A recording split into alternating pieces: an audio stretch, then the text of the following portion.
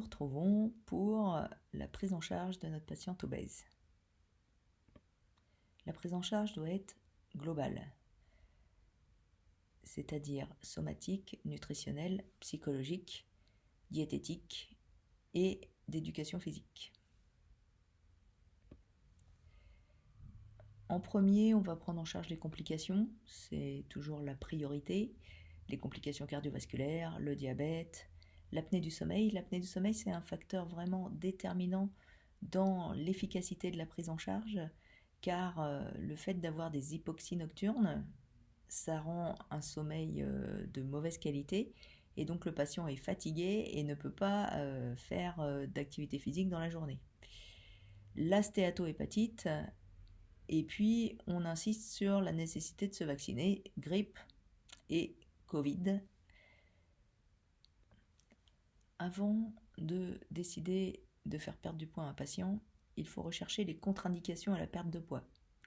Alors je vous laisse faire pause sur la vidéo pour réfléchir à la question et vérifier que vous les connaissez.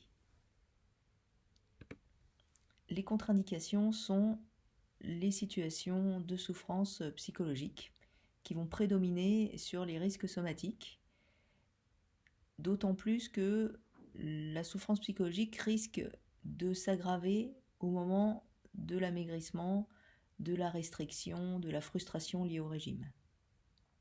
Donc dans tous les cas, on fera une prise en charge psychologique première. C'est pas exceptionnel qu'on trouve des syndromes dépressifs sévères chez des patients en demande de perte de poids, et c'est toujours la prise en charge qui va donc prédominer. La deuxième contre-indication, c'est le sujet âgé. Le sujet âgé ou sujet atteint d'une pathologie chronique qui met en jeu son pronostic vital. En effet, dans ces situations-là, on a une diminution de la masse maigre qui entame le pronostic.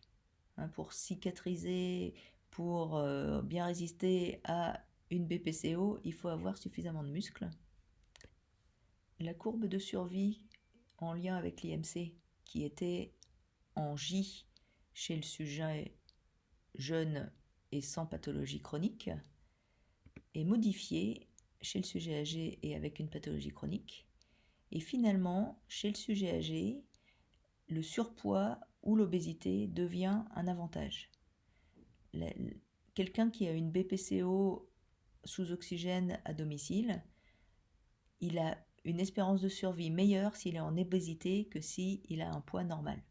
C'est dû au fait que le patient en surpoids ou obèse, il maintient une masse musculaire de meilleure qualité et de plus grande quantité que le patient de poids normal, à condition évidemment qu'il bouge. Dès l'instant qu'il n'y a plus de mobilisation, on perd cet avantage.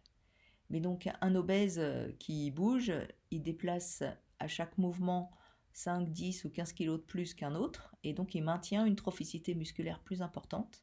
Et cette quantité de masse maigre plus importante devient un avantage en termes de survie lorsqu'on est âgé ou qu'on a une pathologie chronique. Donc l'obésité, c'est une pathologie à traiter jeune. Si on est jeune, on a 25 ans, on est obèse, on risque de mourir du cœur ou d'un cancer, et ça vaut le coup de maigrir. Si par contre on arrive à 70 ans et qu'on n'est pas mort, c'est qu'on a une bonne génétique. Et là, ça devient un avantage de rester obèse pour la masse musculaire que ça permet de préserver. Donc on ne fait pas maigrir les sujets âgés, ni les malades chroniques. Donc revenons à notre patiente. Elle a donc un IMC à 31, 51 ans, et elle est suivie sur le plan psychologique pour ses compulsions, et de ce point de vue-là, ça se tasse. Donc, quels objectifs de perte de poids souhaitez-vous lui assigner ? Donc en combien de kilos perdus à perdre, ou quel pourcentage de poids à perdre. Les objectifs pondéraux doivent être réalistes. Si on donne des objectifs irréalistes, on va décourager le patient et on va l'entraîner dans une spirale négative de perte de confiance, où ça va être finalement après impossible pour lui de perdre du poids. Si on est en simple surpoids avec un IMC de 25 à 30, l'OMS et la HAS recommandent une stabilisation pondérale.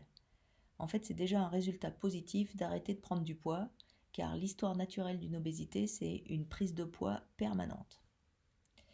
Si on est en obésité, les résultats doivent s'inscrire dans la durée. On n'est pas pressé.